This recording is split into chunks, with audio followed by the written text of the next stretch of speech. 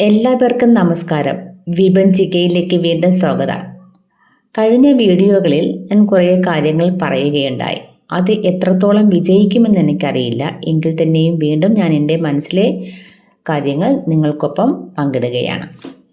ഇന്നത്തെ കാലത്ത് കുടുംബം നേരെ കൊണ്ടുപോകാനായിട്ട് കഴിയാത്ത രക്ഷാകർത്താക്കളാണ്.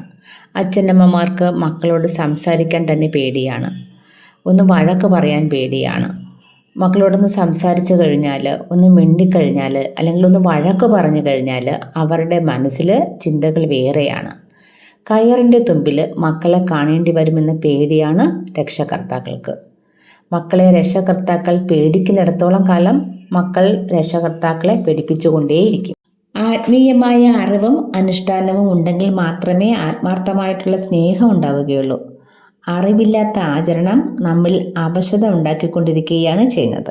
നാം നേടുന്ന അറിവുകൾ മറ്റുള്ളവർക്ക് പകർന്നു കൊടുക്കണം. പകർന്നു കൊടുക്കുന്ന അറിവുകൾ അതവർ ഉപയോഗപ്പെടുത്തിയാൽ മാത്രമേ ആ അറിവ് കൊണ്ട് പ്രയോജനം ഉണ്ടാവുകയുള്ളൂ. പണ്ട് ടിവിയും ഫോണും ഇല്ലാതിരുന്ന കാലത്ത് സന്ധ്യയ്ക്ക് വീടുകളിൽ വിളക്ക് കത്തിച്ച് മുത്തശ്ശിയോടൊപ്പം കുഞ്ഞുങ്ങളും ഇരുന്ന് നാമം ജപിക്കുമായിരുന്നു. ഇന്ന് വിളക്ക് കത്തിക്കാനും നാമം ജപിക്കാനും ഒന്നും ആർക്കും അറിയില്ല. ആരും ഒട്ടും ശ്രമിക്കാറുമില്ല. ക്ഷേത്രങ്ങളും അറിവും വിദ്യയും എല്ലാം ഇന്ന് കച്ചവടമായി മാറിക്കൊണ്ടിരിക്കുന്നു.